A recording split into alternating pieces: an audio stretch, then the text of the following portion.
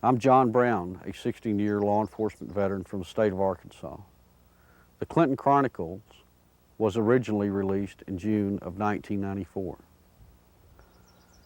The videotape had a very big impact, according to some, on the 1994 election. The Chronicles was put together because there were several people, not only in Arkansas but across the nation, that had documented evidence of criminal activity that involved Bill and Hillary Clinton. That evidence was never allowed to be in court. The media refused to expose this evidence. The people who prepared this film took the time and the effort to allow the people and the investigators involved to bring the evidence to you, the people, to view. What you're about to see, you're not going to believe. Some of you will say, how could this happen? All I ask you to do, sit back, view what we have, and listen to what we have to say. You make your own judgment.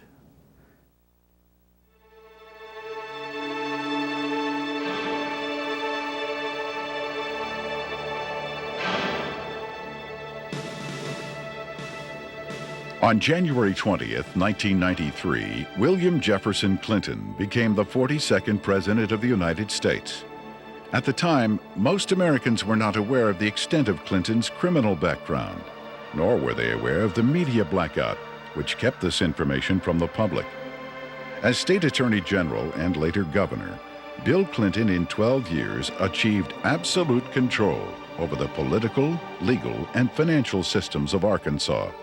As president, he would attempt to do the same with the nation by bringing members of his inner circle with him to Washington. The hijacking of America was underway, and its impact on future generations would be incalculable.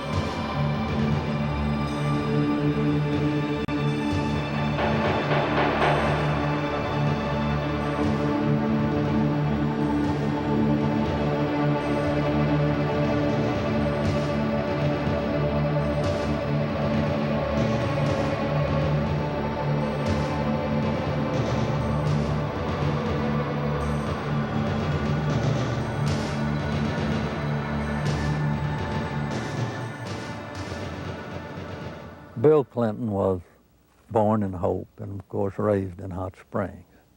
They had open bawdy houses over there at the time, and they had open gambling at the time. But Clinton grew up in that atmosphere, that different atmosphere of Hot Springs. If it felt good, you did it. He was selected to go to the national, from Arkansas Boys Day, to be a delegate to the National Boys Day. And while he was there, he was able to meet John Kennedy. And I'm sure that sparked an ambition in this young man. And he apparently has always had an exceptional, keen mind, a keen intellect. And he early, evidently, had tremendous ambition. He was gifted in so many ways. The truth is, he's one of the most charming men that I've ever met in my life. He has more energy than any 10 people I've ever known. He was able to network himself into running for Attorney General virtually unopposed. And then he was able to take that position and catapult himself into the governor's office 2 years later and started building his foundation. When you think about Bill Clinton's aversion to the truth, you wonder if this is because of the lackadaisical moral background that he's had in this area. He lied about Rhodes, being a Rhodes Scholar. He never completed that and still said he was a Rhodes Scholar. He went to Moscow and did business with them against the United States government, and he wasn't challenged by the press about that. In Arkansas, while he was governor, he said he balanced the budget 11 times. He never did it once. Also, he said he didn't raise taxes, and he raised taxes 126 times. He can accommodate any situation that comes up because he's not hemmed in with the truth. I've never felt that Clinton, consciously or unconsciously, was hemmed in with morality. I first met Bill Clinton in the mid to late 70s. He was an up-and-coming politician. There were a group of us, Jim Guy Tucker, Bill Clinton, Sheffield Nelson, and myself. And we kind of ran around and palled around with each other. It was from that point that I did a lot of projects for Bill from a marketing perspective. In 1988, I went to Bill. I said, I need a job to kind of relax, mellow out. Bill Clinton and Betsy Wright, they suggested that I go to work for a place called the Arkansas Development Finance Authority. And they said my talents could really be used there. It was the best kept secret in Arkansas. After about 2 weeks, I went to Wooten Epps, and I said, Wooten, I think I've got enough background on this that we can start marketing it. Now, what is the criteria for loans? He said, whoever Bill wants to get a loan. To go back, though, to that moment in time, I'd been there about a month, and I realized that I was in the epicenter of what I'd always heard about all my life. What most people have heard about is the machine. I was literally working, sitting in the middle of Bill Clinton's political machine. It was where he made payoffs, where he repaid favors to people for campaign support. I was in an interesting seat, and I knew it. We had a board meeting. In that particular board meeting, I was sitting at the end of the table. James Brannion, who was chairman of the board at that time, was sitting at the head of the table. James Brannion stood up in a public restaurant, and he hollered at the Beverly Enterprises guy, Bobby Stevens, and said, did you get the $50,000 campaign contribution from the client that you're introducing the loan for? He said, not yet. He said, well, then hold up the loan till we get it. I stood up, went up to James, and I said, James, don't yell stuff like that. You don't need to be yelling it in a restaurant. That sounds real bad. He was just burly and arrogant. He said, who cares? Bill Clinton sold the concept of ADFA to the people of Arkansas as a vehicle for creating jobs and assisting churches and schools. In reality, millions of taxpayer-guaranteed dollars were being channeled to Clinton's election campaigns, to his inner circle of friends, and to his wife Hillary's law firm. This may explain why ADFA had been drafted in such a manner as to keep its decision-making procedures secret. If you needed $1 million, you had to get your application handled by the Rose Law Firm, pay them $50,000. There were 5 other companies in the state of Arkansas that were actually more qualified in bond structuring and applications, but Rose Law Firm got them all.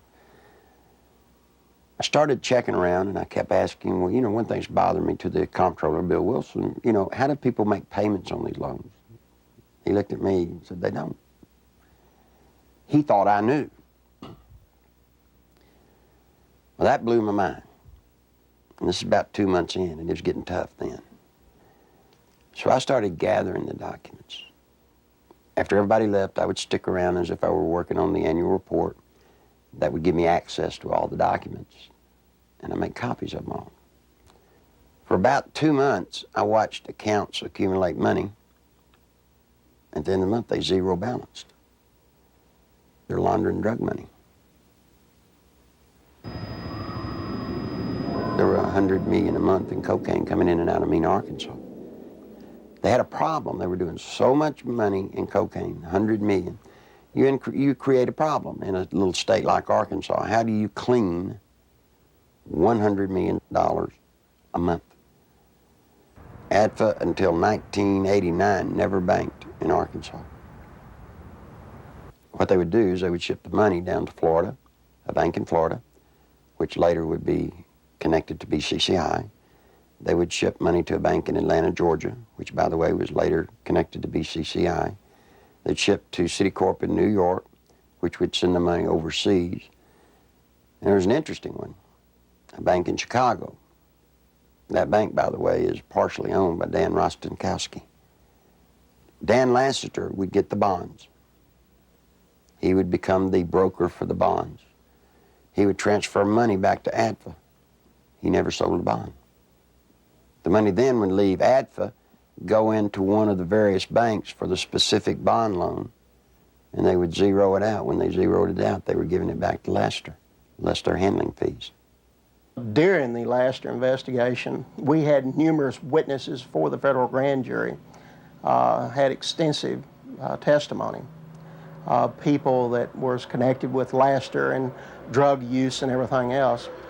His cocaine use become used as a tool for sexual favors and also for business deals that influence people. And that's when Mr. Lassiter became quite flamboyant with his cocaine use, and then ultimately led to his arrest and conviction. Dan Lassiter, who was the best friend of Bill Clinton, who went to jail with Roger Clinton for cocaine. And by the way, let me explain something. He didn't sell cocaine. Nope, they were giving it away. Huge piles of cocaine in his office. Ashtray upon ashtray full at the parties, and they would give it to young girls. That's sick. I mean, they were giving a highly addictive drug to young girls. One particular one comes to mind is a 14-year-old cheerleader out of North Little Rock. She was a virgin, and ultimately he ended up sending her to a physician of his. The physician put her on birth control pills. He used cocaine in order to ultimately she lost her virginity, and she got addicted to cocaine. And the last I heard of her, when we had her subpoenaed back to the federal grand jury, she was a hooker in Lake Tahoe. Dan Lassiter contracted to launder the money.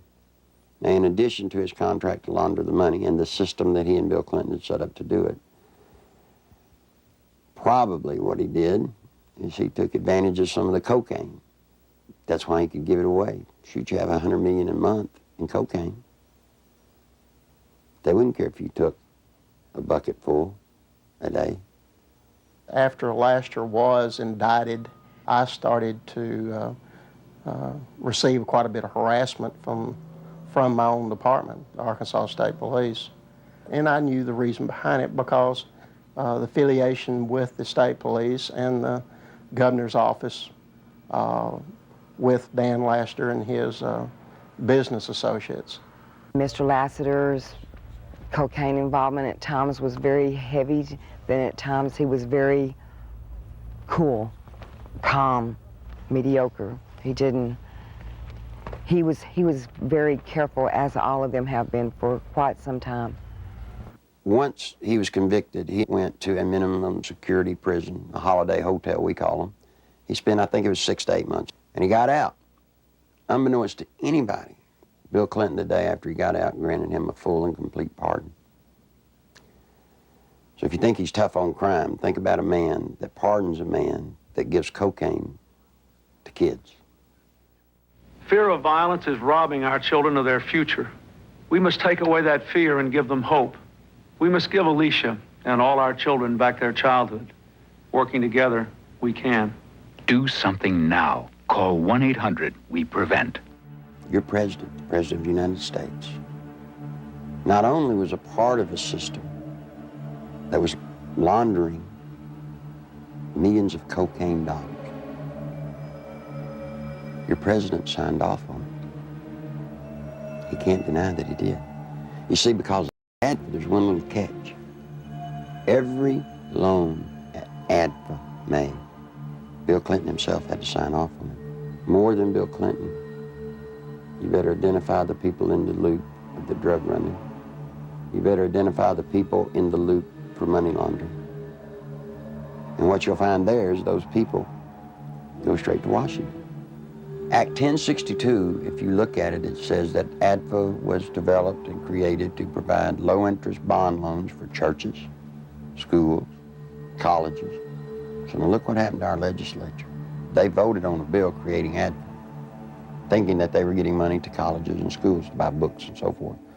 What better way to run tens of millions of dollars, launder it, clean it up, and use the cover of a state agency to do it. The first loan made at ADFA was made to Parkometer, a company called Parkometer. Seth Ward was the owner. As I started looking, I found out that the Secretary-Treasurer was Webb Hubbell. Then I found out Webb Hubbell was Seth Ward's son-in-law. Guess who drafted the legislation creating Act 1062, which created the Arkansas Development Finance Authority? Webb Hubbell. Guess who introduced the legislation to our legislators and got it passed through our House? Webb Hubbell. Guess who got the first loan? Webb Hubbell. Imagine this. Guess who did the audit and the evaluation of the application? Rose Law Firm. You guessed it. Who signed it? Webb Hubbell, Hillary Clinton. You see, that's against the law in Arkansas. You can't investigate yourself when the good faith and credit of the state of Arkansas is involved in a bond issue. He broke the law. Good Lord willing, creek don't rise. Mr. Hubbell will be serving some time in the pen for that one. Ironically, Webb Hubbell, a senior partner at the Rose Law Firm, was chairman of the Conflicts of Interest Committee at Rose. In 1988, he successfully advanced the Ethics in Government Act, which required Arkansas legislators to report governmental conflicts of interest. Incredibly, this law specifically exempted Governor Bill Clinton, his appointees, and his relatives. Clinton's appointment of Hubbell to the U.S. Justice Department exemplified the administration's total disregard for legal ethics. Hubbell's hasty resignation in March 1994 for overbilling of Rose clients was merely a ploy to remove Hubbell from the limelight before extensive criminal charges could be brought against him. Let me tell you about Parkometer. The first loan was $2.85 million. Never was a penny of that paid back. As the newspaper people started inquiring about the Parkometer loans, what they found was that Parkometer was actually building retrofit nose cone compartments that were being shipped to Mena. We find out that the nose cones were actually being used to smuggle dope back into the country. And what is scary, what's so scary, it's the same cast of characters.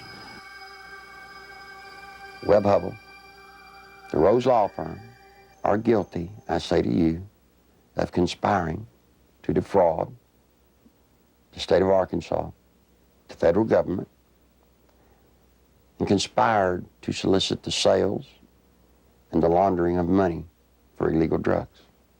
This is your president. This is his circle of power. These are the people, when he got elected president, he did not pass go. He took them straight to Washington with him. And by all things holy, I think he was planning to set up and do the same thing in Washington. In 1982, cocaine trafficker Barry Seal set up one of the largest drug smuggling operations in the United States in Mena, Arkansas, under the approving eye of Governor Bill Clinton. Barry Seal had a bunch of planes and supposedly had pilots. Barry Seal was a drug smuggler. Now, he tried to set it up in his home state of Louisiana, but they wouldn't let him. He had to come to a state that had a sleazy governor hooked on cocaine, and everybody knew it. Yeah, Bill Clinton was hooked on cocaine. I lived in Little Rock, Arkansas, okay? And I worked at a club called Le Bistro's, and I met Roger Clinton there, Governor Bill Clinton, so a couple of the state troopers that went with him wherever he went. Roger Clinton had came up to me and he had asked me, could I get him some coke, you know, and asked for my one-hitter, which a one-hitter is a very small silver device, okay, that you stick up into your nose and you just squeeze it and a snort of cocaine will go up in there. And I watched Roger hand what I had given him to Governor Clinton, and he just kind of turned around and walked off, and that's one specific. Dr. Suen, S-U-E-N, a doctor at the medical center here in Little Rock, has taken care of Bill Clinton for his sinus problems, which may indeed be drug-related to cocaine use as they destroy the sinus passages. Governor Bill Clinton was taken into the hospital, I believe it was the medical center, on at least one or two occasions for cocaine abuse and overdosage, in which he actually had to be cared for at the hospital. It led to toga parties.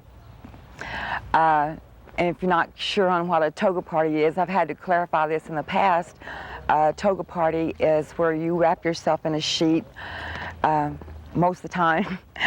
The people at the toga parties were Governor Clinton, now President Clinton, Attorney General Steve Clark.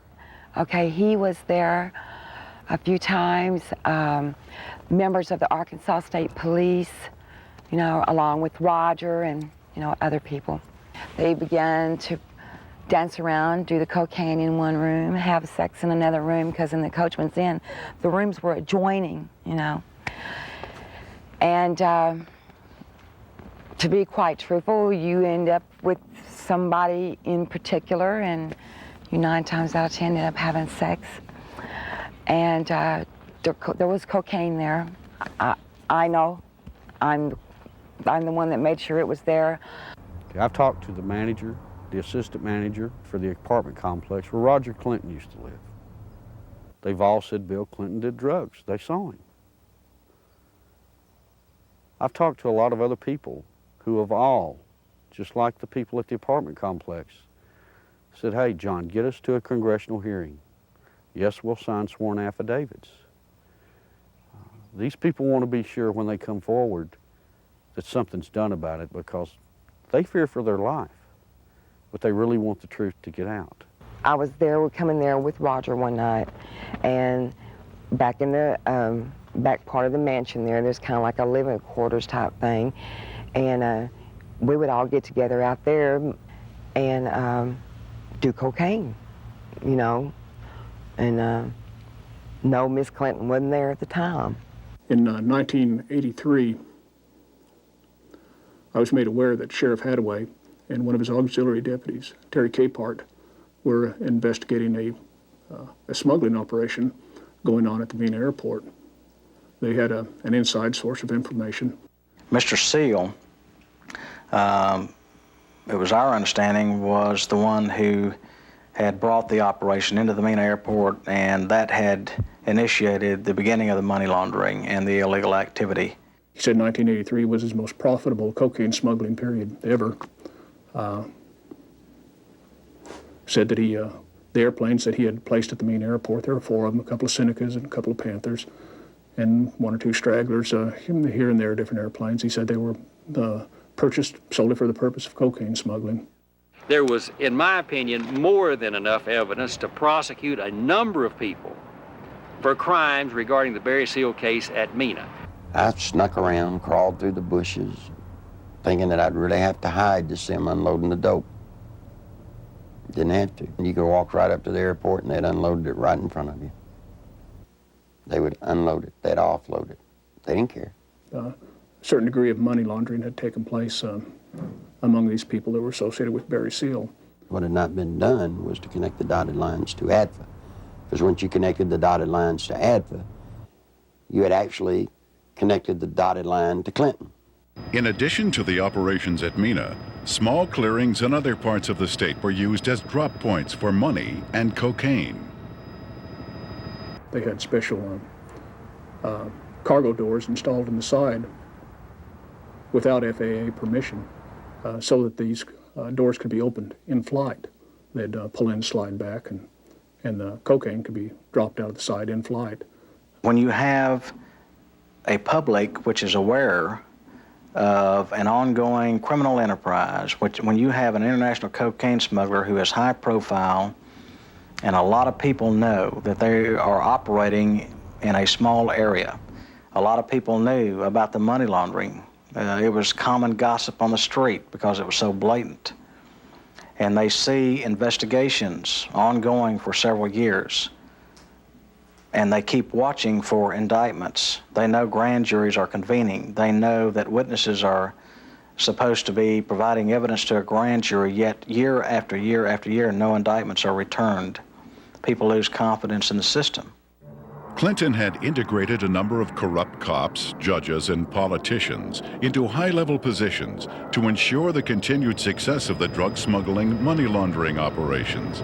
All was going well until a fateful night in the fall of 1987. On August 22nd, 1987, Kevin had spent the night with his friend Don Henry. They left Don's home around 12:30 or quarter to 1 on the 23rd of August in early morning hours, and the next thing we knew, they had been run over by a train. There seems to be a small airstrip in the area. There have been sightings and reports of small airplanes flying very low with lights off in the area. I believe they saw something they shouldn't have seen. 3 weeks later, their deaths were ruled accidental by the state medical examiner, Fahmy Malik, and we disagreed with that ruling because we thought the evidence pointed to homicide. At that point, we had a lot of questions and no answers, and the facts didn't add up to what he was telling us, so we decided to get a second opinion and met with resistance from all fronts, both with our local law enforcement, with the state crime lab, with everybody that we turned to. We obtained court orders requesting samples of everything that the crime lab had for a second opinion, and Fahmy Malik resisted court orders. He refused to obey them. Ultimately, it was proven that Don Henry had been stabbed in the back and Kevin Ives' skull had been crushed prior to the placement of their bodies on the railroad tracks. However, Malik stood by his ruling that the boys had simply fallen asleep on the tracks. Malik had been kept in office at the insistence of Governor Clinton for a number of years, despite vigorous public outcry to have him removed. As long as Malik's rulings pleased the governor's office or state police, they were left to stand, no matter how implausible. Malik's obvious lack of medical knowledge reached a pinnacle when he ruled that James Milam, who had been decapitated, had died of natural causes. Yet Clinton, who had the power to remove Malik from office, insisted he stay. There were allegations of tampering with evidence in murder cases. There were allegations of perjury in different cases. It didn't seem to matter what Malik did, Clinton protected him. He made excuses such as he's overworked, he's just stressed out, he's underpaid. They gave him a $14,000 raise, which was an insult to my family as well as a lot of others in the state who to this day are struggling with asinine rulings in the deaths of children and other loved ones. I was outraged that protecting a political crony of Clinton's was more important than the fact that 2 young boys had been murdered. Dan Harmon was just a local attorney in the town of Benton, Arkansas. And after Don Henry and Kevin Ives were killed and their bodies placed on the tracks and run over by a train, he approached Linda Ives and the Henry family about trying to help them. He's a manipulator. Gives a great closing argument in court. He's been trained for years to play the game. He knows how to do it. He's very good at it. Mr. Harmon can win your confidence and make you think he's the greatest guy in the world. He did that to Linda Ives. He helped lead them down a path that absolutely led to nowhere on this case. I got involved in the case, and immediately Harmon tried to discredit me without even knowing me. Couldn't figure it out. I run across a young lady named Charlene Wilson who told a horror story that I didn't really believe at the time. So I started searching for evidence to substantiate just part of what she had said. Herman went ballistic. Called, he threatened me, threatened Sheriff Pridgeon, threatened Captain Gene Donham, the chief deputy. All because I talked to this one woman. The people at the track that night, to my knowledge, were Dan Harmon, Keith McCaskill, Larry Rochelle. I do know that the boys were watching the drop site, okay? And they got curious as to what was being dropped there. The fact is, we know who killed these kids. The whole reason this case, it's been slowed down, stopped, wherever we're at. They can't do anything with it as long as Clinton's in office, because it tracks right back to Bill Clinton being involved in the cover-up. He took care of everybody that ever covered anything up in this case. Everybody got promoted. A number of people approached the police with information about Don and Kevin's murders and consequently were murdered themselves. Shortly before Keith McCaskill was murdered, he knew that he was fixing to be murdered. He told his family goodbye, he told his friends goodbye. The night of elections in 1988, he took 2 pennies out of his pocket and threw them on the bar there at the Wagon Wheel and said, "If Jim Steed loses this election, my life isn't worth 2 cents." And he was murdered that night. Jeff Rhodes was a young man from Benton who was murdered in 1989. Shortly before his death, he made a phone call to his dad in Texas and told him he needed to get out of Benton, Arkansas, that he felt he knew too much about the boys on the railroad tracks and the death of Keith McCaskill. A couple of weeks later, Jeff was found dead. He'd been shot in the head.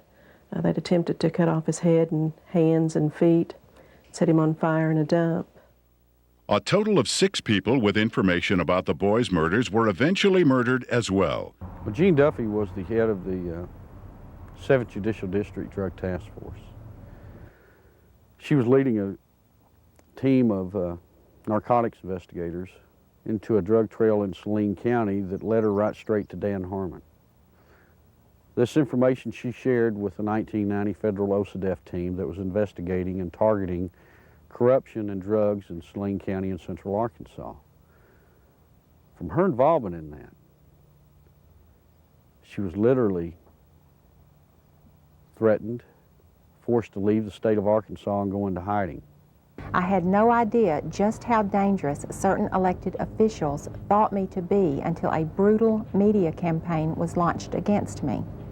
For months, there were daily allegations of everything from misspending funds to ordering illegal arrests. Every attempt was made to keep me from running the drug task force. We were even shut down completely for several weeks during a bogus state police investigation. In spite of crippling disruptions, the task force was making significant discoveries about drug trafficking in central Arkansas, some of which led to the very people who were conducting the massive media crusade against me. We discovered that drug trafficking in Arkansas was linked to government officials in frightening proportions. A great number of people came to me with testimony about astonishing criminal activity of very high-level public officials. Many were willing to testify before the federal grand jury. Robert Govar and Chuck Banks were the U.S. attorneys for the District of Arkansas at that time. I was subpoenaed to testify on behalf of the drug trafficking and the cartel, more or less is what it was, that had to do with Dan Harmon and what I call company, because there are there's a whole bunch of them that are involved. I was asked quite in depth about the drug trafficking that went on with Dan Harmon, Mr. Clinton, Roger Clinton. Although there was an abundance of evidence and word kept reaching me from members of the grand jury that they were ready to indict, no indictments came. Mr. Govar also insisted that he was ready to prosecute at least 2 key figures, but the holdup was his boss, U.S. Attorney Chuck Banks. who repeatedly delayed requests for indictments. Harmon had paid a visit to Chuck Banks, the U.S. District Attorney, who was in charge of that district.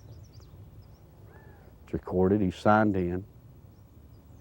He was there approximately 30 minutes, and up until that time, everything appeared to be running fine with the grand jury. Then, in November, Banks removed Govar from the case, and I was fired from the task force. From this point, the ordeal turned really ugly. In January 1991, one of the key targets of Govar's investigation, Dan Harmon, took office as the 7th Judicial District Prosecutor. Harmon immediately called a state grand jury to investigate the allegations against me. To avoid being jailed in Hot Spring County, which would have put me in serious danger, I left the state. In the meantime, Banks, who had taken over the federal investigation, attempted to give the appearance of carrying the investigation forward while systematically destroying it.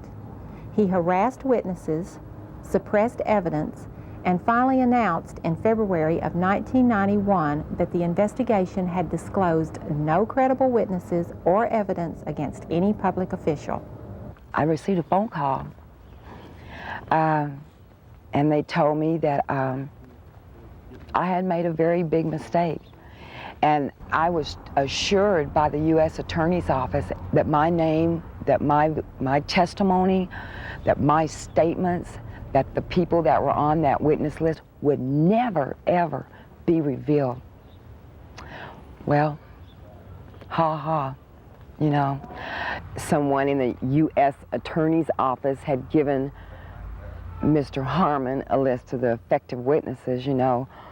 Some of them witnesses over a period of time have came up dead and or missing or have never been heard of again. That don't give you a very good feeling. I'm scared of these people. I'm very scared of them. Guess who arrested her? Dan Harmon. The very guy that she says turned her on to drugs now has her arrested. Dan Harmon, he walked to me, handed me what was supposed to be a search warrant, and he said, "Bitch," excuse me for saying that, "I told you if you ever brought my name up or brought anything up about the past dealings that we've had, that I'd take you down." He said, "You're going to prison. I'm going to put you in prison." He did. I'm here. I mean, I've watched second, third offense people walk around with probation on top of probation on top of probation. Not this lady. First time she's been arrested for drugs. They allege that they found in her home. She gets 30 years. Sure, everybody ought to be able to see through this. This is a man that told Linda Ives for years, "We're going to get to the bottom of your son's death." But yet when I start making progress, it looks like the people I talk to starts getting time in the penitentiary. Linda says it's business as usual in Saline County, justice as usual in Arkansas. There aren't any words in the English language that can describe how it makes you feel as a parent or as a citizen of Arkansas to see what our officials are capable of doing. You know, I think we were just kind of naive, common, ordinary people. Got up and went to work every day and came home and went to bed and assumed that everybody else did the same thing and tried to do what was right. And I think Kevin's death has been the rudest awakening that anybody could ever have to see what really goes on. I can provide information that has tentacles to Governor Clinton's administration. It is apparent to me that a congressional investigation is the last hope, not only for the people of Arkansas, but for the people of our nation who are now vulnerable to the powers of a president who has left in his wake implications of illegal activities and serious improprieties. Meanwhile, Welch and Duncan's investigation into the operation at Mena was about to derail. We'd been so busy investigating, just concentrating, focusing, that it took a while to register that nothing was going to happen. We could not understand what was happening. Neither Mr. Welch nor I were ever subpoenaed to testify before the grand jury and present massive amounts of evidence of wrongdoing by associates of Barry Seal. No indictments were ever returned against any of the individuals, and I can tell you there was extensive evidence. There definitely was some suppression of evidence and definitely a cover-up of an investigation, and somebody should be held accountable as to why that happened. Not one major cocaine bust was ever made in Arkansas out of Mena, Arkansas. Now imagine that, 10 years nearly in its running. Never one truckload ever got caught. During the 1992 Attorney General's race in Arkansas, a member of Clinton's staff had approached Winston Bryant and had asked him to stay away from the Mena affair or the Mena matter. I've done quite a bit of investigation into the Mena Barry Seal case myself, and quite frankly, it is a federal problem. After Winston took office, Bill told me that he was no longer allowed to discuss the Mena Airport investigation from the Attorney General's office. The Attorney General's office is not like most Attorney General's offices across the country. We do not have the authority to convene a grand jury and initiate criminal prosecution. A lot of people have said that the Mena operation stopped in 1986 when Barry Seal was gunned down. It's not true. Covert operations are still going on in Mena, Arkansas today. Now, if you stop and think, back when Bill Clinton was governor, he was asked about Mena. He said, well, that's a federal problem. I'm not going to get involved in it. Well, he's not the governor of Arkansas anymore. He's the president of the United States. We still have operations at Mena, Arkansas. This is his golden opportunity to take care of it. My question is, why doesn't he? I've always thought it was a wonderful thing to be able to serve your country as a federal law enforcement agent. And for 15 years, I did not encounter anything like the corruption which I encountered after the Mena investigations began. President Clinton's verbal commitment to a war on drugs has been negated by his actions. During his first weeks in office, Clinton revoked random drug testing for White House staff members. He eliminated 121 positions at the Office of National Drug Control. And he appointed Jocelyn Elders as U.S. Surgeon General, despite her well-known desire to legalize drugs. One of Hillary's investments, under the direction of Tyson Foods counselor James Blair, netted almost $100,000 on an initial $1,000 investment, a nearly impossible feat using legal methods. I can't read their minds or speculate, but I had absolutely no reason to believe that I got any favorable treatment. Coincidentally, Governor Clinton enacted a number of state regulations allowing Tyson Foods to grow into the largest industry in Arkansas. Don Tyson put in $600,000-$700,000 all told in all of Bill Clinton's campaign. Guess what he got out of it? He got $10 million. Guess from where? The Arkansas Development Finance Authority. And he never paid a dime for it. I had heard rumors of Don Tyson and his alleged cocaine use and distribution. And I went through the intelligence files and come up with enough that I thought was sufficient amount of evidence to launch an investigation on Mr. Tyson simply out of the Arkansas State Police intelligence files has been accumulated for years. A great deal of criminal investigation files were surfacing with Don Tyson's name mentioned in there as being involved with some drug and narcotics trafficking activities. So I interviewed some of the investigators who worked on the Tyson case. Most of them felt that Tyson should have been indicted, but the investigations were always sabotaged, oftentimes from within.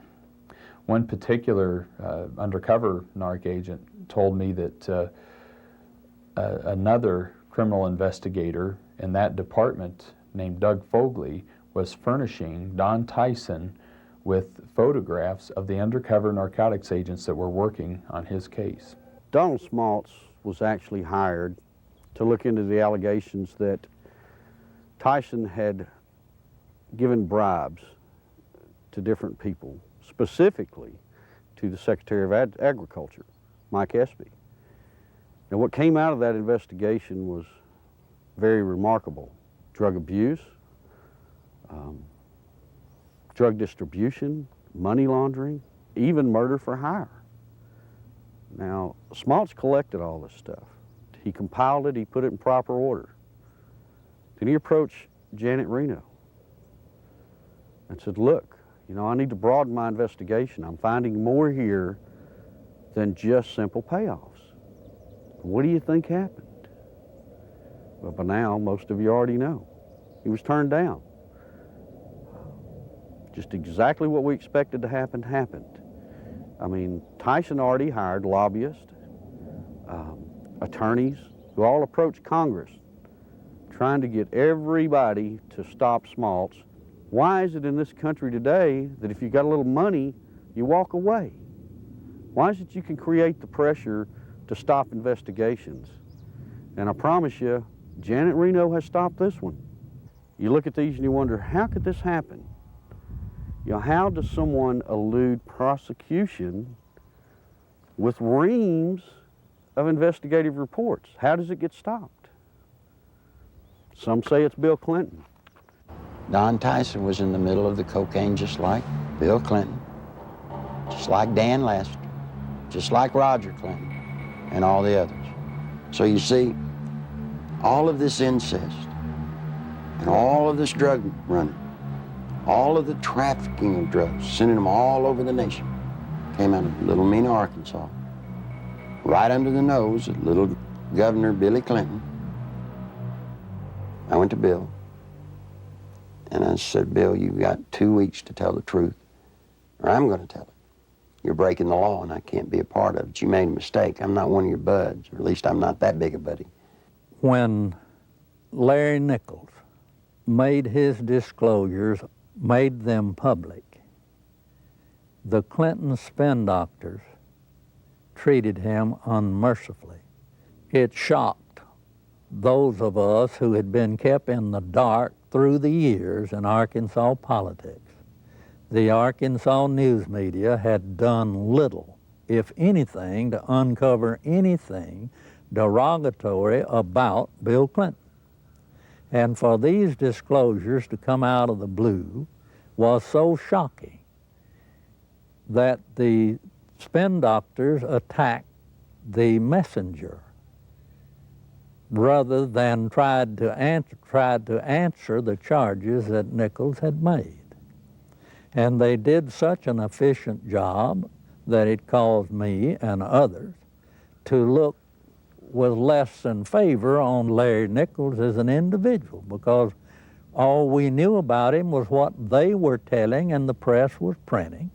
One of the neatest things about Bill Clinton is how he handles the media. You see, Bill Clinton's an attorney, and when a witness comes out against his client, what's the first thing an attorney does? He tries to discredit that witness. They accuse me of everything under the sun, day in, day out.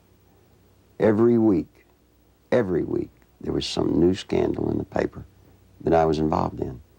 6, 8 weeks later, they print a retraction. Wasn't me. But to this day, people in Arkansas think that I'm some evil person. As a result of that, the boy had to pay a high penalty. In his credibility, he had to pay a high penalty in his acceptability. And then when the new evidence came out that supported everything that Larry Nichols had said, he finds himself, I think, probably in the position of knowing that he had been exonerated, but he has not been exonerated in the minds of the people generally, in my view. And he finds himself probably in the position of wondering where he goes now to get his good name back.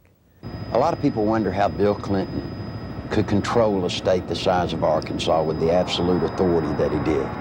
It's not hard. You see, after 12 years, after kissing the people that have the money, Bill Clinton controlled the legal system. He controlled the judges. He controlled the attorneys. He controlled the banks. It's just a small state, a one-party state. What tends to happen in small states like that, I think, is the longer the person remains governor, that I think the greater the abuses are. And I think the abuses were very, very widespread under Bill Clinton. One thing that's very difficult for people to understand, Bill Clinton doesn't care about money. He cares about power. All he needed ADFA to do was to channel money to the big players financially. I got tickled when the reporters during the campaign came here. They were looking, trying to find out where Bill Clinton profited. He didn't. He profited by putting money into his friends' pockets. The way they were doing these bond issues and just the whole political atmosphere, quite frankly, was a scandal. But that's the way things had historically been done in Arkansas. But imagine this, imagine the power this man has in Washington, D.C. Imagine what he can do to this nation if he gets that circle of power going there, as he did here. Nothing I can do, nothing you can do can stop it. Because he'll have the absolute power, and believe me, he will use it to have you investigated, to have you arrested, to have your company audited. No, that's what'll happen when his circle of power is complete. When I worked at ADFA, it was not uncommon for Bob Nash to call me up and say, hey, Nichols, the governor needs about $5 grand transferred to his travel account so he can go see his ladies. And we would at ADFA transfer $5,000 to $10,000 for him to go see his girlfriends in either LA or New York.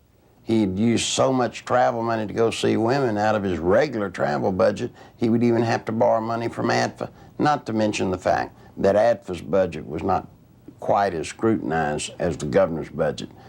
But he literally used money, ADFA money, the people of Arkansas, taxpayers' money, to conduct liaisons. During the 1990 Arkansas gubernatorial race, Larry Nichols, in a last-ditch attempt to alert the public, boldly filed a lawsuit against Bill Clinton. As expected, the lawsuit was eventually quashed, sealed, and illegally dismissed by a Clinton-appointed judge. What Nichols didn't expect was a complete media blackout of the facts he presented. Back in 1990, after all the damage they had done to me, I did something that most people wouldn't do in Arkansas. I sued Bill Clinton. Now, it's very important to note that in that lawsuit, I brought out the names of 5 women. On October the 19th, the only press conference I've ever held in my life was on the Capitol steps of Arkansas. Every news organization in Arkansas, newspaper, TV, radio, were there on the steps. I read the names of the 5 women. I read and talked about ADFA. No one had ever made such a cold, callous statement against Bill Clinton, where he named the women. When I got through with the press conference, I went through the center door, and I walked out with the camera crews with me, and I walked all the way to the end to the governor's office. And I left the press release right on the governor's secretary's desk. Not one bit of the press release made it into the local TV or the local newspapers, anywhere. It didn't show up anywhere. The reason I tell you that is because in those days, he had the circle of power complete in Arkansas. Eventually, every allegation stemming from Nichols' 1990 lawsuit and press conference would prove valid regarding Clinton's taxpayer-financed sexual liaisons, his drug usage, and his criminal activities relating to ADFA and Whitewater. Gradually, the women who had carried on adulterous affairs with Clinton began to emerge. The first was Gennifer Flowers, who, like all those close to Clinton, was faced with a decision. Either keep quiet and receive a government job, or go public and face character assassination in the press. Betsy Wright, Clinton's former chief of staff, admitted she had been hired to conduct media smear campaigns against anyone planning to tell the truth about the governor's sexual habits. She was prepared to go after at least 26 women who had the potential of destroying Clinton's chance at the presidency. During the 1992 presidential campaign, I was getting bludgeoned by the media because Gennifer Flowers had come out of my lawsuit. A man called me on the phone on a Monday. His name was Gary Johnson. He was an attorney. He told me that he felt bad because I was being bludgeoned, and he wanted to talk to me about handling my case. Well, I was craving an attorney, any attorney, to help me. You know, I saw Larry out there doing battle, so to speak, on his own, and I felt like he needed some help. I met him on a Tuesday. He was a special attorney. I didn't even know it. You see, he lived next door to Gennifer Flowers. For security purposes, Gary Johnson had installed a video camera near the front door of his Quapaw Tower condominium. Looking at someone in front of my door, it got a perfect shot of them in front of Gennifer Flowers' condominium. And it wasn't my intention ever to take pictures of Bill Clinton going in to see Gennifer Flowers. I could care less who Bill Clinton goes to see. But it just so happened she lived next door to me, and I mounted the camera there. Guess what he caught on tape? Bill Clinton walking into Gennifer Flowers' apartment on numerous occasions with a key. I actually saw him go into her condominium. It wasn't that I was standing there looking out my peephole, watching Gennifer Flowers' condominium. It had nothing to do with Bill Clinton. It's just that I got the camera. I had the camera before Gennifer Flowers moved in. And when she moved in, she just happened to have some very interesting house guests. Go back to 60 Minutes when Bill and Hillary were loving kisses. They stood up and lied, and Bill said that he had never been to her apartment, that he had only called her once from the kitchen and from his office. That's an absolute lie, and these tapes proved it. The 60 Minutes interview had been designed specifically to save Clinton's campaign, not necessarily to get to the truth. And they came to us because they were in big trouble in New Hampshire. They were about to lose right there, and they needed some first aid. They needed some bandaging. What they needed was a paramedic. So they came to us, and we did it, and that's what they wanted to do. When I told Tim Russert that I was persona non grata at the White House, he said, "Why?" I said, "The Gennifer Flowers interview." He said, "You got him the nomination." I said, "I know that."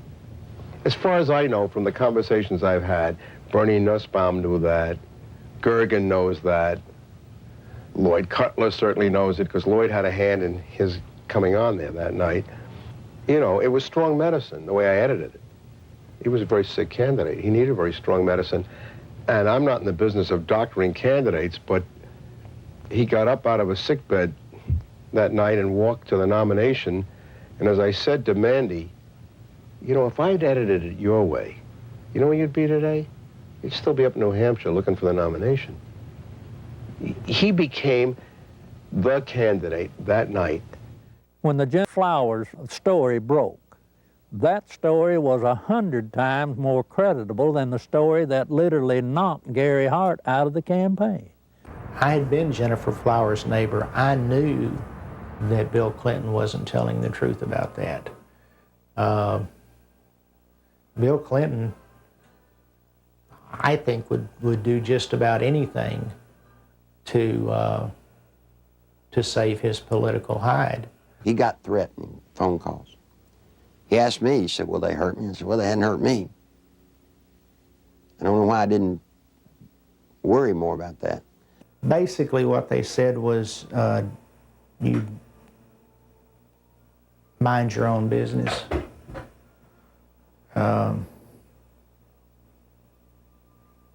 and all it did was made me mad.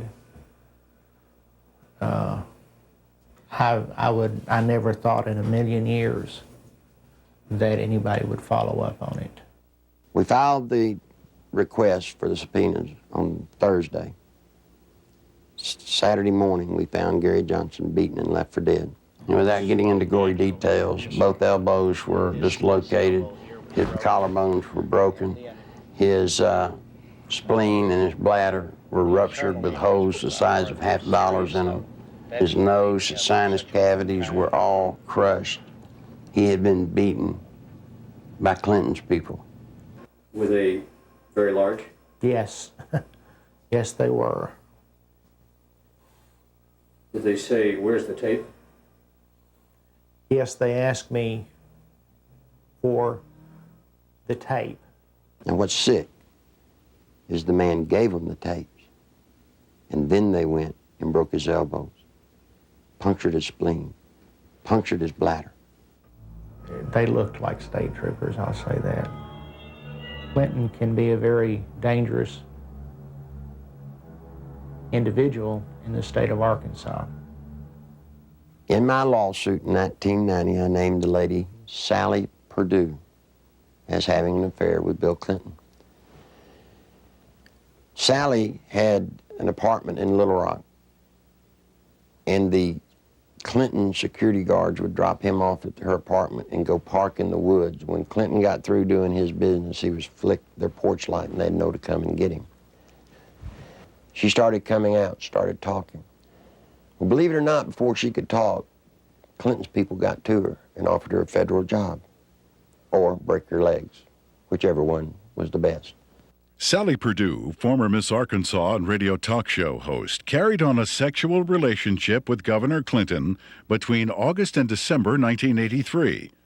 State troopers in government vehicles were used at taxpayer expense to shuttle Clinton back and forth to Sally's home.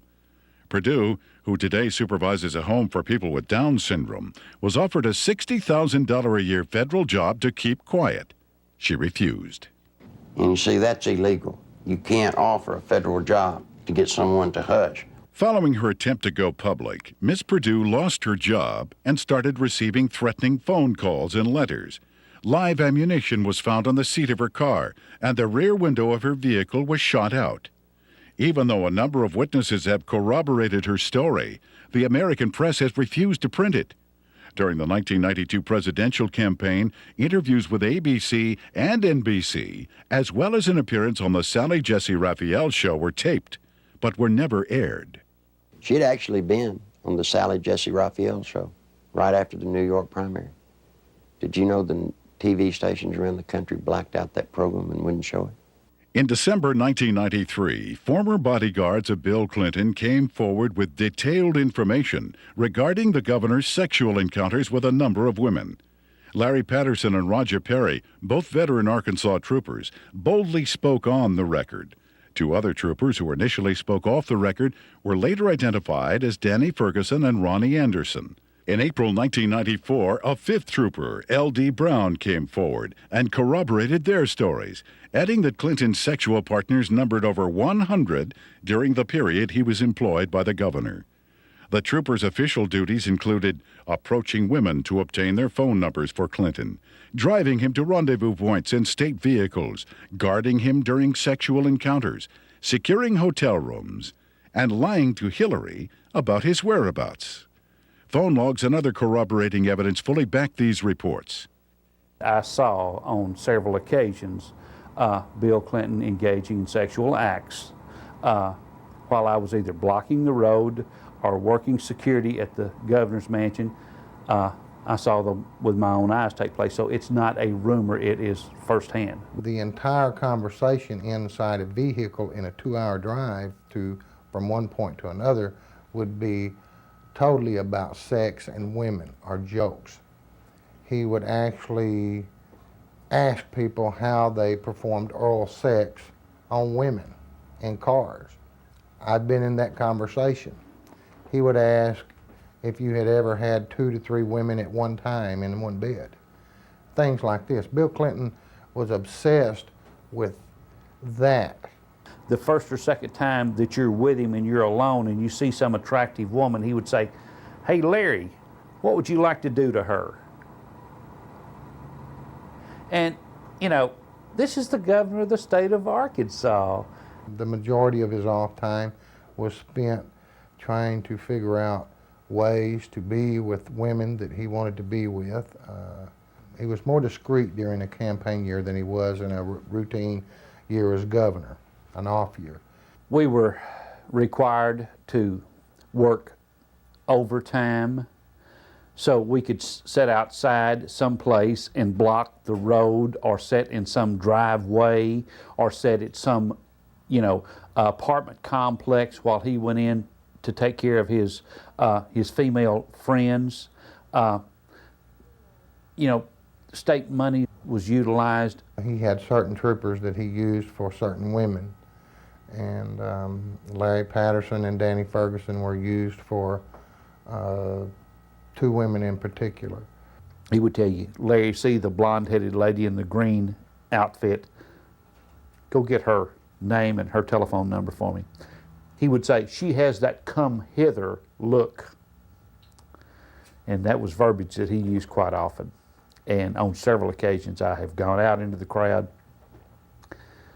I never had one of the females to refuse to give me her name and her address. On one occasion, it was a Christmas parade of 1989 in a small town in northeast Arkansas. And he picked a lady out of the crowd and asked me to find out who she was. He just carried on about how beautiful she was, how good looking she was, how big her breasts were and things like that. And I found out that she was interested in a state job. And she gave me her name and number, and I said, "Well, maybe the governor will call you, or can I call you?" And when we got in the car, I gave the governor her name with her phone number, and I said, "You'll like this, she's interested in a state job." And he said, "Oh, good, good, good, good, good." The next time I saw that lady, she was working for Bill Clinton in his presidential campaign the night he announced his candidacy for president. I was told by Bill Clinton that this was part of my job, to keep people from finding out about his affairs. Most of the women that Bill Clinton had sexual affairs with were well taken care of. They have good jobs, or their husbands ended up with good jobs. They were well taken care of, and the actual time spent trying to cover up these affairs while he was governor was nothing like it was when he announced that he was running for president. In an attempt to silence the officers, the Clinton administration launched an elaborate counterattack, which included urging Ferguson to change his story and levying false accusations of insurance fraud against Perry and Patterson. When Larry Patterson and Roger Perry came out, Clinton's security guards, they substantiated everything that I'd alleged in the lawsuit. These people were there, they were bodyguards. But watch what happened. The same thing that happened to me, they planned to do to them. They roasted them in the media. They said they were committing insurance fraud. The evidence of that these state policemen have brought forward relative to Clinton's womanizing is being questioned by the spin doctors as not being credible. Yet it is more credible than the evidence on 90% of the people who are confined now on death row across America. Is this fair? Did y'all see there were papers saying that the troopers were telling the truth and were found innocent? Ere to the stories they were telling have a basis, since they're not the scumbags that the spin doctors for Clinton tried to make them out to be? These two have had the courage to come forward, and the evidence that they have presented has not only been credible, but it's been overwhelming. And the truth is, I'm convinced that it's just the tip of the iceberg. On May 8, 1991, Paula Jones, a state employee with the Arkansas Industrial Development Commission, was working the registration desk for the governor's Quality Management Conference at the Excelsior Hotel. Governor Bill Clinton was to be the main speaker. I was approached by one of Bill Clinton's bodyguards named Danny Ferguson, and I was given a number. And I asked him what it was. I held out my hand, and he said, it's a number to a hotel room that the governor would like to meet with me. Well, I was surprised, and I kind of talked it over with my coworker, and we didn't have any reason to believe that we couldn't trust him, so I agreed to go on up to the room and meet with Mr. Bill Clinton. I got to the room, and Governor Clinton, he opened the door to meet me. It was a room that did not have any beds in it. It had couches and stuff like that. It was more like a meeting type room. And he had asked me about my job and how I liked it and who my boss was, and I told him, and he mentioned that he liked the way that my curves were on my body, and he liked the way that my hair went down my back, the middle of my back. And then he tried to lean over, and he started to put his hand up my leg, which it happened so fast, and he tried to kiss me on the neck. It happened so fast, but he tried to bend over and kiss me on the neck as he was putting his hand up my leg, and I backed off. I said, I don't want to do this, and I said, I think I need to be going. And then he got up before I even knew it and dropped his pants, and Bill Clinton asked me to perform oral sex on him, which I declined, and I jumped up, and I told him I needed to go immediately. That's when he went to say, if you have any trouble whatsoever, you have Dave Harrington, your boss, contact me immediately. And I said, well, I'm leaving, and I started to proceed down the hall to the door, and he followed behind me. He said if we could try to keep this between ourselves. And I went down the elevator, went back to my registration desk, and I told Pam the whole story. I can't understand how somebody can take advantage of somebody like that, and then they have the audacity to drop his pants. I mean, you know. I'm not going to dignify this by commenting on it. Paula gave the exclusive to the Washington Post, and Mike Isikoff, we were going to be as open as we could with the Washington Post. And Mike told Paula that as far as he was concerned, that he believed Paula, and that he thought the story should be told. And Mike said they were ready to put the story out, and they were going to go to the editors and present the story to him. We heard that Mike got suspended from the Washington Post, and there was a big fallout between the editors of the Washington Post and Mike. Paula Jones filed a lawsuit against President Clinton, claiming sexual harassment. The same day, a massive media smear campaign against Paula Jones was launched. Think about a man that has no more regard for women than Bill Clinton does. They're just sex things. I don't understand the feminist movement being behind Bill Clinton. He hangs women on his wall like trophies. A number of women who have had sexual relationships with Bill Clinton have allegedly been given major career boosts in exchange for silence. Beth Colson received a judicial appointment to the Arkansas Court of Appeals from Clinton. Regina Blakely landed a job with CBS National in Washington covering the White House.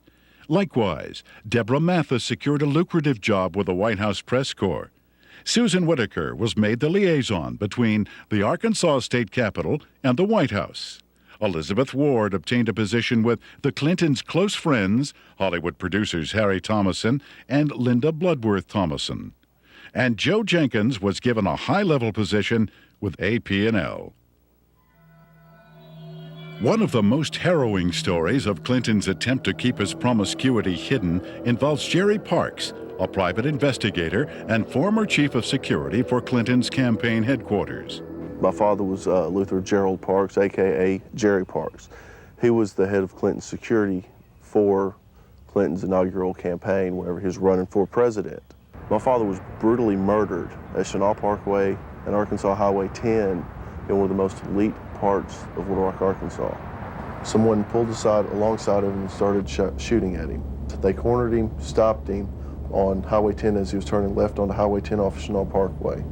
They stepped out of the car after blocking his path. He was shot 5 times, once in the leg, once in the arm, 3 times in the chest. My father had a file on Bill Clinton's infidelity and his affairs that ran from approximately 82, 83 to somewhere between till about 90 to 91.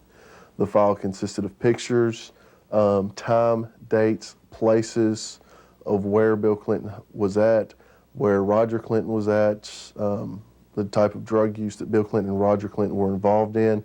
I was the only person that would ever go with him when he would do his private investigative work.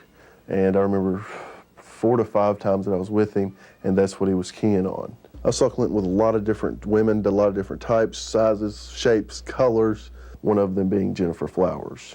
You know, I was just like, wow.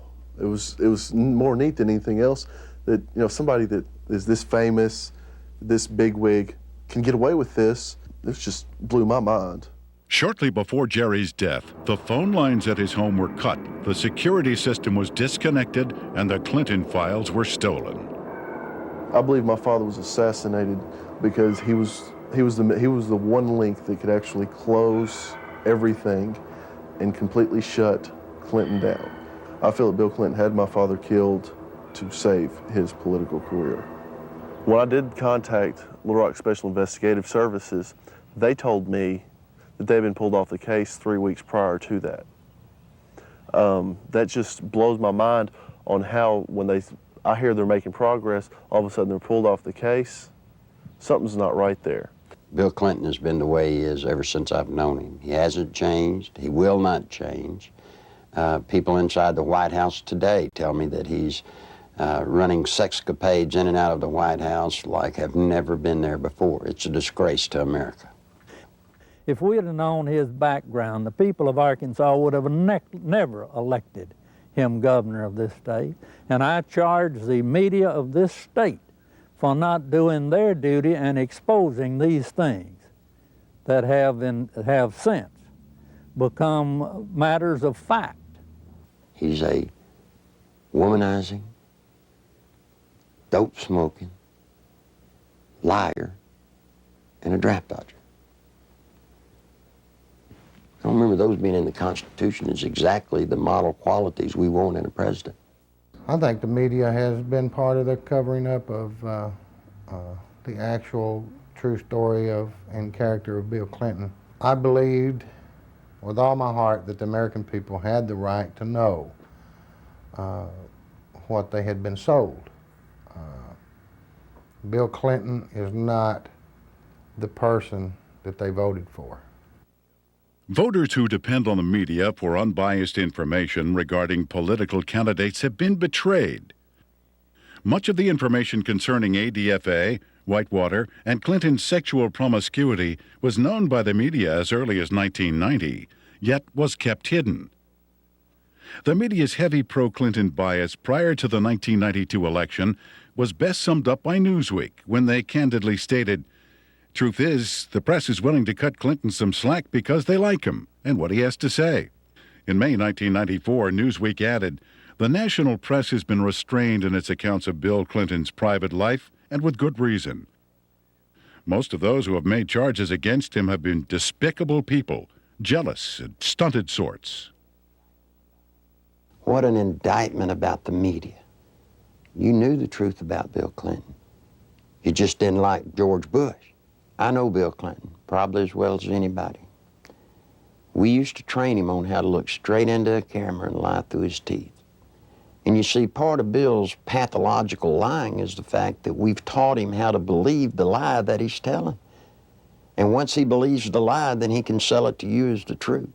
The world is at risk when the commander-in-chief of the United States of America is a man that will look at another government, who will make trade deals and lie through his teeth.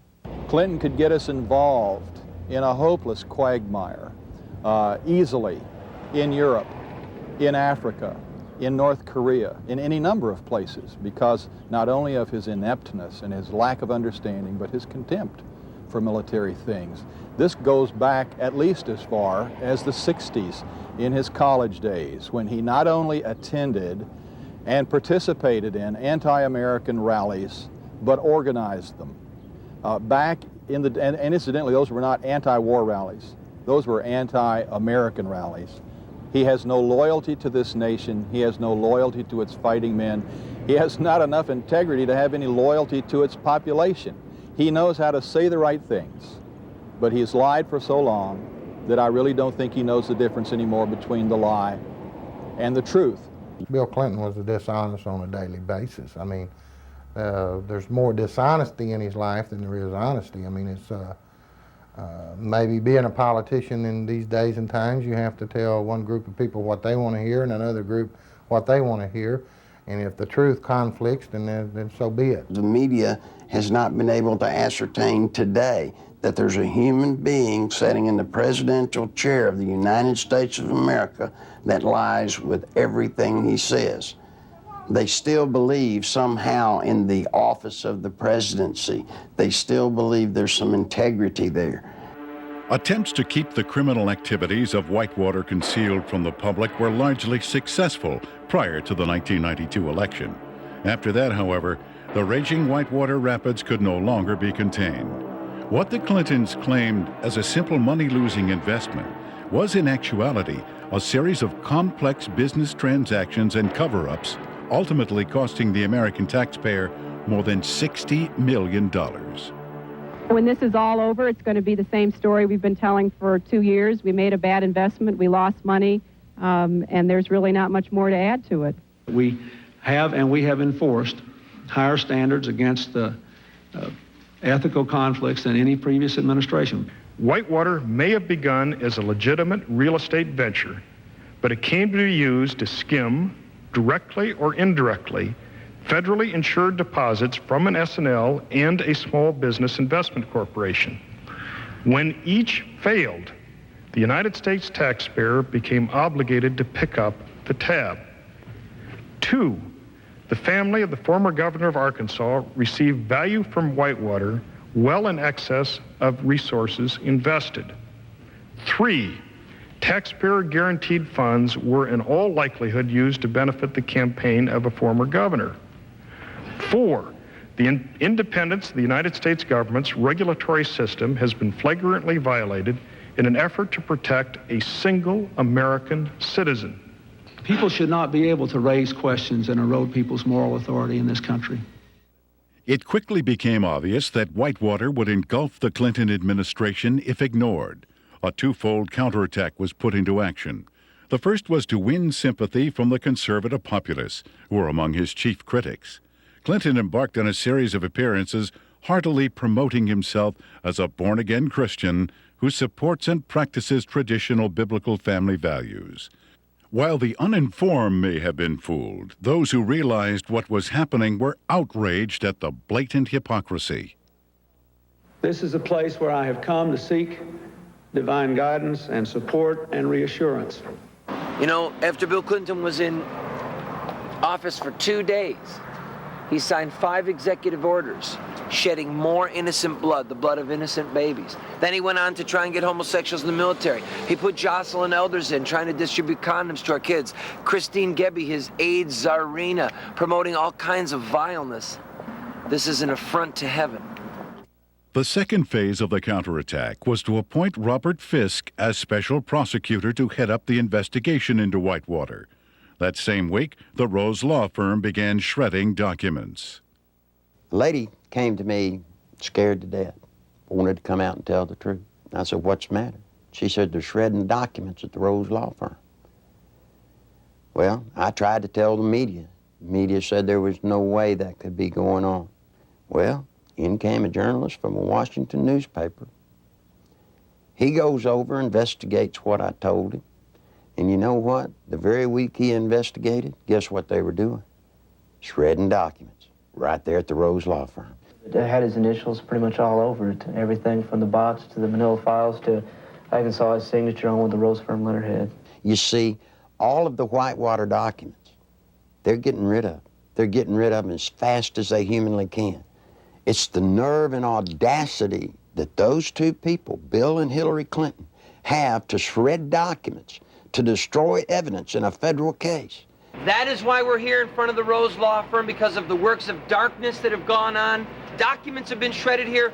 What else has gone on here? I'm telling you, there are people inside this building that right now they're saying, if they only knew, if they only knew. During that same week, there was also a fire at the Worthen Bank building. Now, this fire was on the 14th floor, and supposedly it was started by a space heater. I want you to look at this footage and tell me if you think it was an accidental fire by a space heater. This is a CPA firm, and the documents that were in this office were important documents relative to Whitewater. If you go back to Arkansas and you look at the Secretary of State's office, anybody that's ever run for office in recorded history, you can find out who their major campaign contributors are since day one, except for one person. Bill Clinton's records at the Secretary of State's office disappeared. You see, they did it then.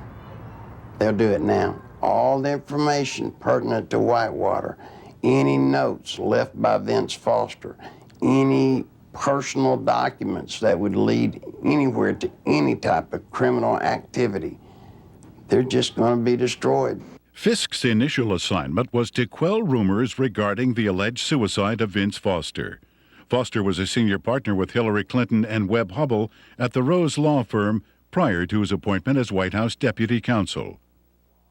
In fact, he was handling the Clintons' personal legal matters while he was in the position of assistant to the president, in violation of a conflict of interest at that time.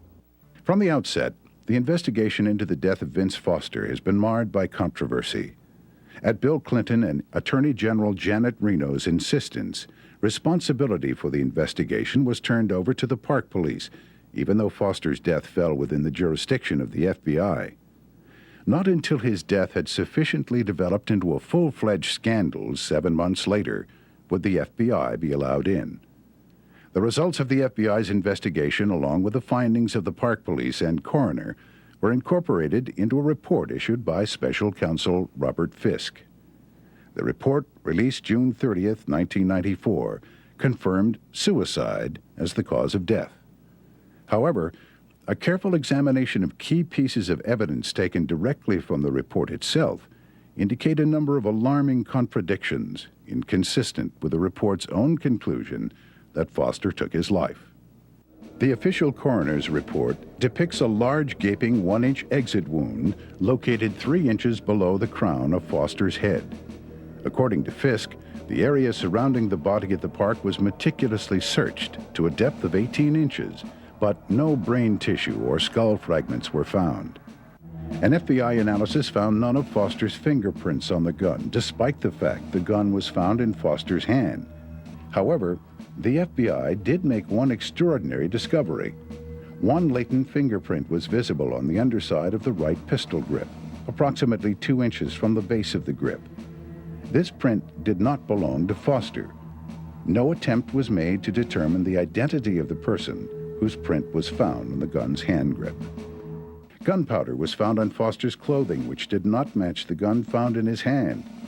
Fisk speculated that gunpowder of a different type was accidentally blown onto Foster's clothing by an exhaust fan in the Park Police laboratory.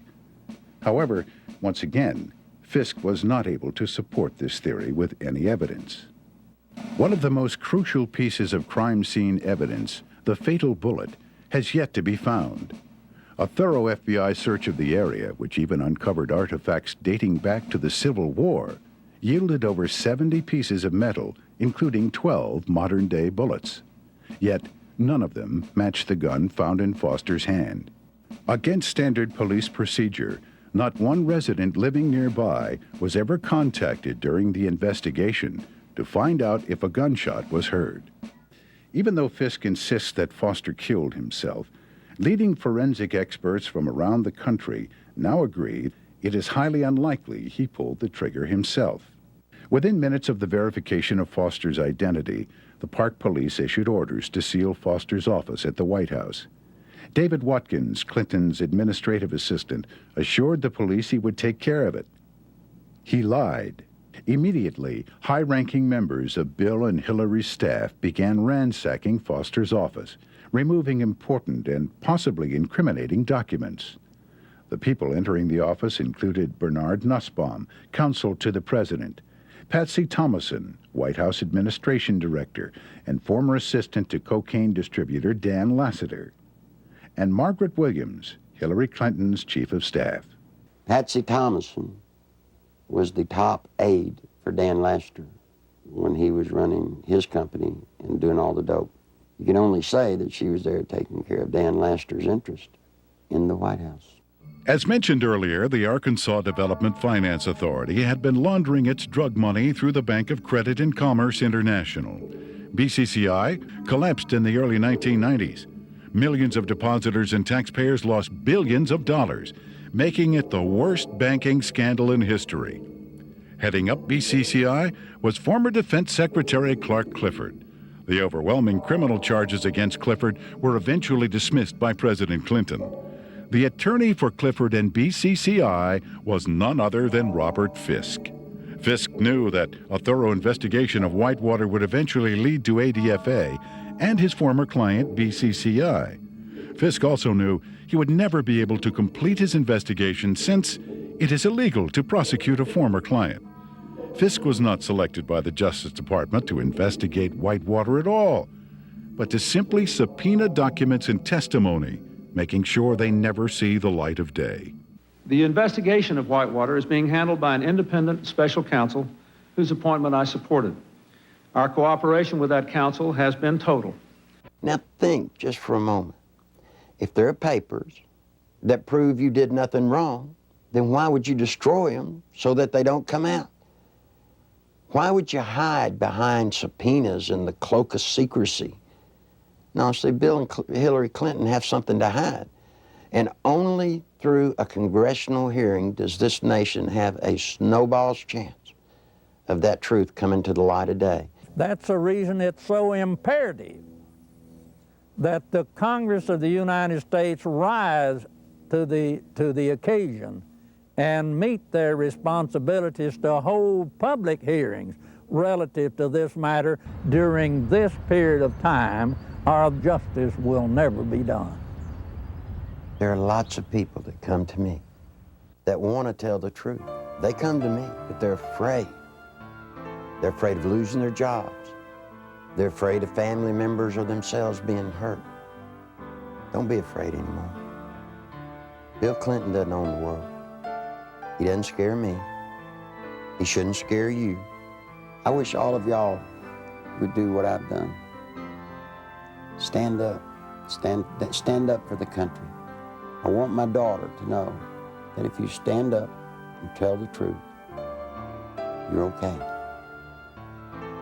Right now, all she sees, if you stand up and tell the truth, you'll be destroyed. If you're a pathological liar, lie through your teeth, every breath, hurt people needlessly, you'll get to be president. You don't want that. I don't want it. If I had anything to say to Bill Clinton, you know what it'd be? It's bound to be a great burden to walk around lying from one thing to another, to never tell the truth. Bill, tell the truth. Come clean. All you may not get to be president, but the truth will set you free. It'll set all of us free, and it'll save the nation. I've still not been accused of anything wrong because I haven't done anything wrong. And I'm not going to do anything wrong.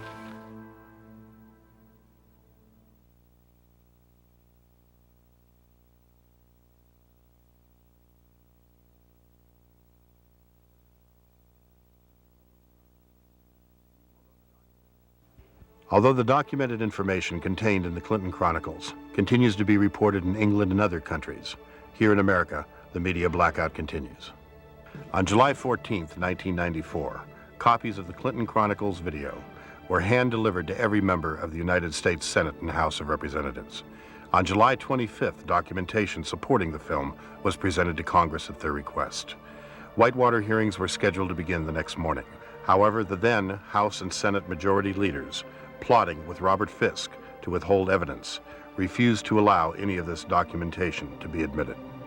In addition, eyewitnesses willing to testify under oath who could confirm Clinton's involvement in the Arkansas drug smuggling money laundering operation were flown into Washington, but were barred from giving any testimony.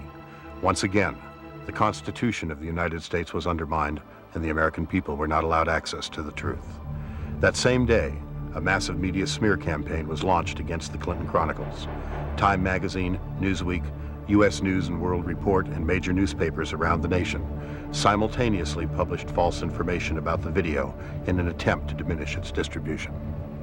Nevertheless, members of Congress point to the Clinton Chronicles as playing a major role in bringing about the firing of Robert Fisk, as well as the reopening of the investigation into the death of Vince Foster. On August 3, 1994, Larry Nichols was arrested on false charges of writing 2 bad checks and failing to obey a yield sign 7 years earlier. The American media reported the arrest. When the Arkansas police admitted that the checks and traffic violations were fabricated, charges were dropped. Yet the media failed to report it. Nichols has suffered 3 attempts on his life since the release of the video. Federal agent Bill Duncan, a 15-year IRS veteran with a permit to carry a gun, was arrested for carrying a weapon, then handcuffed to a pipe in the basement of the Washington, D.C. police station, and later released. This incident effectively brought the Mena drug smuggling money laundering investigation to a halt. Duncan was later instructed by his superiors to lie to a federal grand jury regarding the results of his investigation. When he refused, he was forced to resign. Arkansas State Police investigator Russell Welsh nearly died after being poisoned with military-grade anthrax, a poison available only through the United States government. Arkansas State Police investigator Dr. Lauder, who successfully led the investigation against cocaine distributor Dan Lassiter, was forced to resign after attempting to reopen the cocaine trafficking investigation into Don Tyson.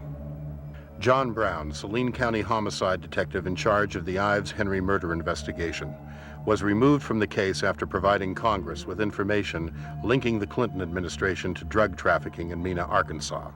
Brown was forbidden by his superiors to discuss Clinton's connection to the Ives Henry case, and after his refusal to do so, was forced to resign. In February 1994, veteran journalist L.J. Davis was beaten in his Little Rock hotel room. His attacker tore pages from his notebook which contained information about the inner workings of the Rose Law Firm and the Arkansas Development Finance Authority. In March 1985, Wayne Dumond was castrated and subsequently imprisoned for allegedly raping Bill Clinton's 17-year-old cousin. Even after evidence had proven that Dumond had been falsely accused and was completely innocent, Clinton blocked his release from prison. To date, every case which would link Bill Clinton with any criminal activities have been effectively shut down by various governmental agencies. The one office that all of us universally look up to, irrespective of what party or political philosophy we espouse, is the presidency of the United States. Since the election of Bill Clinton in 1992, we Americans, with sadness, have learned week after week to have different stories come out from around the country pointing up the reality that we have in the White House today, a draft-dodging womanizer who is a pathological liar. It's a very dangerous thing for America and a dangerous thing for the world. I can only, conclude that the responsible course for the House of Representatives to do is to introduce a resolution of impeachment against Bill Clinton. It is with sadness that I make this statement because this action will introduce something that we Americans don't want to see in our political process. But we can't continue down the course of what we see unfolding before our eyes almost every week or almost every day. And the best thing for all of us is to get it out in the open and go forward and let the chips fall where they may. Under our Constitution, the House introduces a resolution of impeachment, and the U.S. Senate is a place where a trial takes place. And I think for the good of the country, for the good of the peace and tranquility of the Western world, this is a course that Congress should take.